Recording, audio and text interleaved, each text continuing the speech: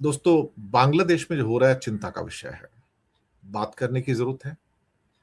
बहुत कुछ जो है वो मुझे लगता है कि वहाँ पर जो वॉयलेंस है और इसके अलावा भारत के खिलाफ भी काफ़ी हद तक वहाँ पर लोगों के प्रोटेस्ट भी हो रहे हैं।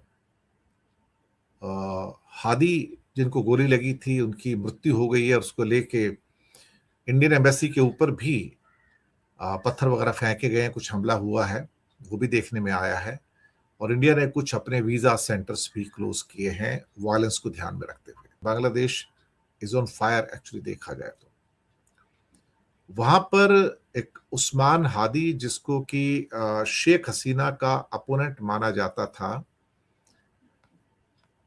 उनको गोली मार दी गई थी और उनकी मृत्यु हो गई थी। अब उनकी मृत्यु के ऊपर जो पूरा का पूरा बांग्लादेश के अलग अलग हिस्सों में अब हिंसा भड़क उठी है।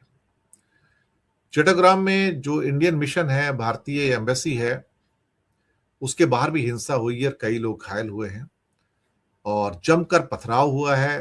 उसके दफ्तर में भी जो कंपाउंड है उसमें भी तोड़फोड़ हुई है और पुलिस चीफ का कहना है वहां पर कि कुछ लोगों को हिरासत में लिए गए, क्योंकि एम्बेसी के ऊपर अटैक काफी सीरियस माना जाता है किसी भी कंट्री के अंदर देखा जाए तो।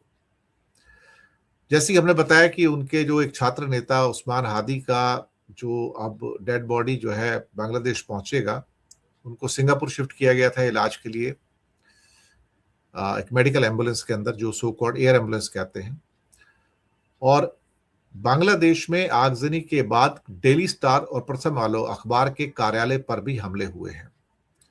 बिजनेस स्टैंडर्ड ने फ्राइडे को अपना प्रिंट अखबार नहीं निकालने का फैसला किया है और एक बिल्डिंग जो कि इनके अखबारों की थी, उसकी 9th फ्लोर पे करीब 28 जर्नलिस्ट फंस गए, क्योंकि दंगा करने वालों ने नीचे ग्राउंड फ्लोर पे आग लगा दी और बचाना मुश्किल हो गया।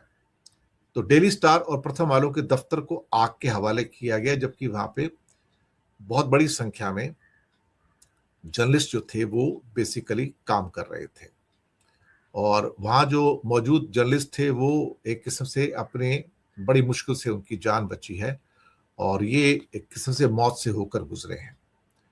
तो जिस एक किस्म से वायलेंस में इस समय बांग्लादेश चल रहा है वो अपने आप में अनप्रेसिडेंटेड है।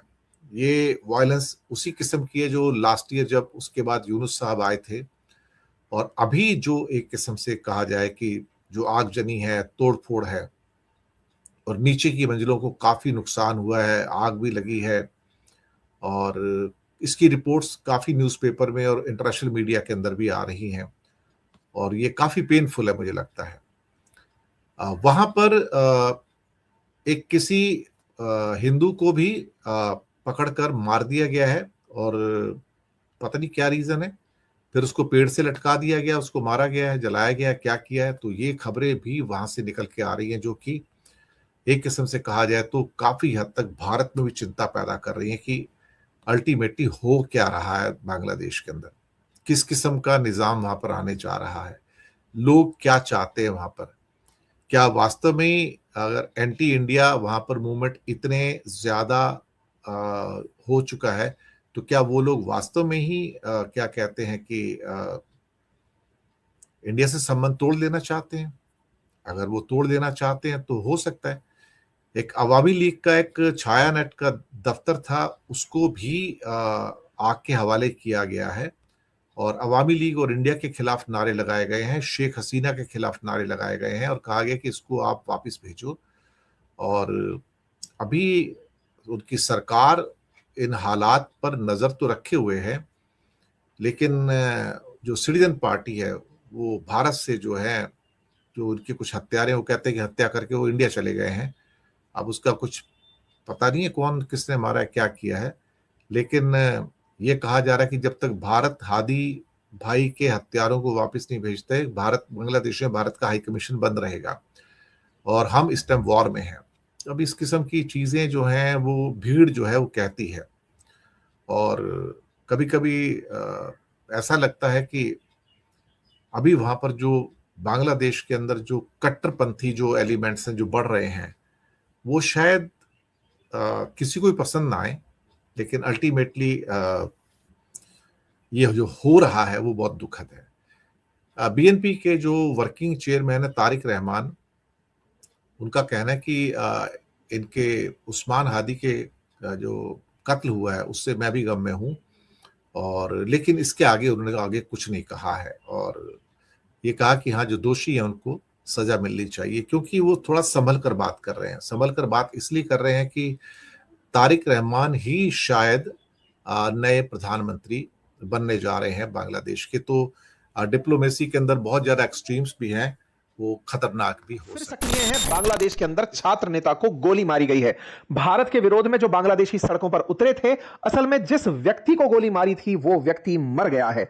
ये उस्मान हैदी जिसे गोली मारी गई थी, ये उस्मान हैदी नाम का व्यक्ति मर गया है। इसके चलते अब लोगों का गुस्सा फूट पड़ा है और वो सीधे सीधे भारत को ब्लेम कर रहे हैं। उनका मानना है कि भारत ने अपने खुफिया लोगों से या फिर मारने वालों को अपने यहां शरण देकर के उस्मान हदी को मरवाया है। कौन था उस्मान हदी, इसके बारे में थोड़ा सा ब्रीफ में एक बार चर्चा हो जाए, इसकी भी चर्चा होगी। साथ ही साथ भारत यहां पर क्या कर रहा है, भारत के हाई कमीशन के बाहर ईंटें फेंकी जा रही है, अंदर तक लोगों की सुरक्षा को लेकर चिंताएं हो रही हैं। भारत समर्थक हो या फिर शेख हसीना के पार्टी के लोग, उन सभी को टारगेट किया जा रहा है, हिंदुओं को पीटा जा रहा है, ऐसी मीडिया में रिपोर्ट्स आ रही हैं। इस तरह की रिपोर्ट्स हैं कि अब जो कट्टरपंथी हैं वो इंडियन एम्बेसी के बाहर ढाका में प्रदर्शन करने के लिए उमड़ पड़े हैं। आपको याद होगा मैंने बताया था कि भारत ने पहले ही बांग्लादेश के जो एनवॉय है दिल्ली में, उनको समन करके पूछा था कि यह सब क्या हो रहा है, लेकिन उसके बाद इस घटना में और ज्यादा आग में घी का काम किया जब उस्मान हदी, जिनको गोली आज से 6 दिन पहले लगी थी, सिंगापुर में ट्रीटमेंट ले रहे थे, उनकी मृत्यु हो जाती है। उस्मान हदी की मृत्यु के पीछे 2 अज्ञात हमलावर गोली मारने आए थे, इसको जिम्मेदार माना गया, लेकिन तब बात और फैल गई जब वो हमलावर भारत में छिपने की खबर मीडिया में तैरने लगी। बांग्लादेश के अंदर अब पूरी तरह से एंटी इंडिया सेंटीमेंट है, क्योंकि ये उस्मान हदी इंकबाल मंच का राष्ट्रीय प्रवक्ता था। यह वही इंकलाब मंच है जिसने शेख हसीना की सत्ता गिराई। ये वही नेतृत्वकर्ता छात्र हैं जिन्होंने बांग्लादेश की सत्ता परिवर्तन के लिए छात्र आंदोलन का नेतृत्व किया था। शेख हसीना की सरकार गिराने के लिए जिम्मेदार माने गए थे और ये ढाका में 8 सीट से निर्दलीय चुनाव लड़ रहे थे। आपने चुनाव लड़ने के लिए जैसे ही कैंपेन में पार्टिसिपेट किया, 11 दिसंबर को इलेक्शन डेट की घोषणा होती है, 12 दिसंबर को ये चुनाव प्रचार के लिए बाहर निकलते हैं। जब ये बाहर निकलते हैं, इन्हें गोली मार दी जाती है। इनको गोली मारने के पीछे इनके करतूत जो थे, इनके पीछे जो किए हुए कांड थे, उनको जिम्मेदार ठहराया गया, क्योंकि ये बांग्लादेश के लिए बात करने से ज्यादा भारत के खिलाफ जहर उगल रहे थे। इनके जहर उगलने में भारत के टुकड़े करना इनकी प्लानिंग में था। ये बांग्लादेश को वृहद बांग्लादेश और पाकिस्तान को वृहद पाकिस्तान के रूप में देखते थे। इस तरह का कंटेंट ये सोशल मीडिया पर आए दिन साझा करते रहते थे। इनकी सोशल मीडिया पर कंटेंट की पब्लिकेशन, पोस्टिंग और साथ ही साथ मंच पर भारत के खिलाफ बयान, ये लोग जोड़ पा रहे हैं कि शायद भारत ने इन पर हमला करवा दिया होगा, और इसी के चलते भारत के खिलाफ लोग इकट्ठा हो रहे हैं। इन्हें इलाज के लिए सिंगापुर ले जाया गया, लेकिन ये इनकी मृत्यु हो गई। जैसे ही मौत की खबर निकली, हम उस्मान हदी हैं ये कहते हुए लोग सड़कों पर उतर आए और ऐसा कहते हुए मास प्रोटेस्ट होने लगे। मास प्रोटेस्ट में लोग भीड़ के शक्ल लेकर के जहां तहां भी भारत के समर्थक में कहिए तो कहिए अवामी लीग जो शेख हसीना की पार्टी थी, उनके जो समर्थक थे, उनको निशाना बनाया जाना शुरू हुआ।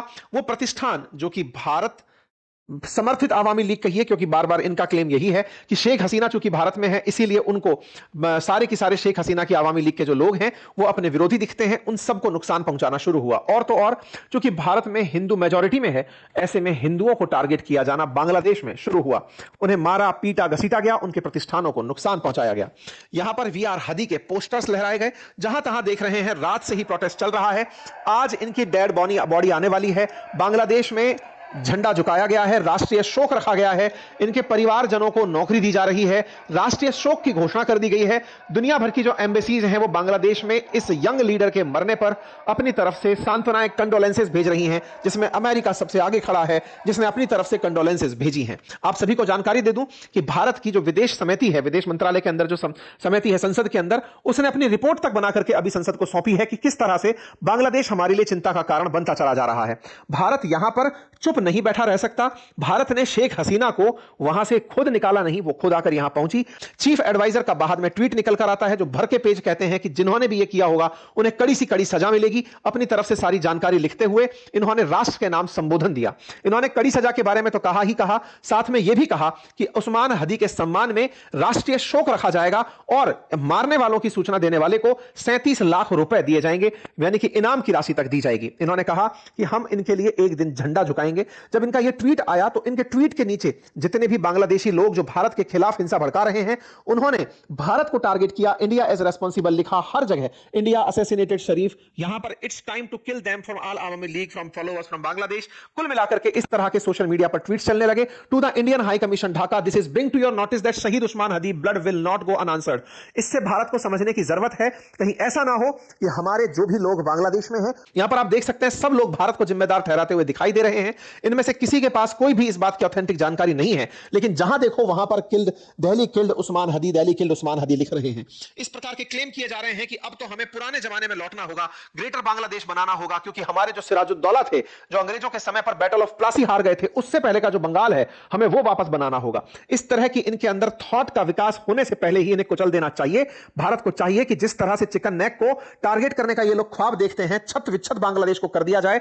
जिस प्रकार से भारत को चाहिए कि नॉर्थ ईस्ट से बंगाल की खाड़ी को कनेक्ट करने के लिए एक प्रॉपर तरीके की कैनाल खुद से बनाए, खुद से एक पूरी तरह का एक रास्ता ड्राइव करे बांग्लादेश में। भारत को अब बहुत सख्ती से पेश आने की जरूरत होगी, अदरवाइज ये सब चीजें एक दिन भारत के अंदर माहौल खराब करेंगी। ये सब चीजें भारत के खिलाफ पड़ोस में बहुत माहौल बिगाड़ेंगी। भारत को आवश्यकता है कि इन्हें अब रोकना होगा। भारत के खिलाफ जिस तरह का माहौल चल रहा है इसको देखते हुए, साथ ही साथ आप देखें कि इनके समर्थन में बांग्लादेश क्रिकेट के द्वारा वो दिया गया, सम्मान दिया गया। हमारे ऊपर बयान देने के चलते इनके यहां पर कई सारी मिनिस्ट्रीज एक्टिवेट हो गई हैं, और तो और यूएस एम्बेसी ढाका ने बाकायदा इन्हें अपनी तरफ से कंडोलेंसेस दे दिए हैं। कहा है कि यूथ लीडर शरीफ उस्मान हदी उनके लिए मतलब उसको बड़ा लॉस मानते हैं। ये कुल मिलाकर के अमेरिका के द्वारा प्रायोजित मोहम्मद यूनुस अब भारत के खिलाफ बांग्लादेश को पूरी तरह से प्रपंच में चाइना और पाकिस्तान के साथ मिलकर यूज कर रहे हैं। भारत के खिलाफ माहौल हेडलाइंस बनने लगा है, विश्व मीडिया में यह कवरेज होने लगा है। विश्व मीडिया के अंदर आप उठा करके अगर देखें तो यहां पर भारत ने तो अपनी तरफ से एडवाइजरी जारी की है कि जो भी भारतीय वहां पर है वो सुरक्षित रहे, लेकिन विश्व मीडिया के द्वारा इसे कवर किया जा रहा है कि साहब बांग्लादेश के अंदर कुछ इस तरह की घटना घट गई है जो कि एक यूथ लीडर की मौत से जुड़ी है। विश्व मीडिया के द्वारा इसे पूरी तरह कवर किया जा रहा है कि प्रोटेस्ट यहां पर उस्मान हदी के मरने पर हो रहे हैं।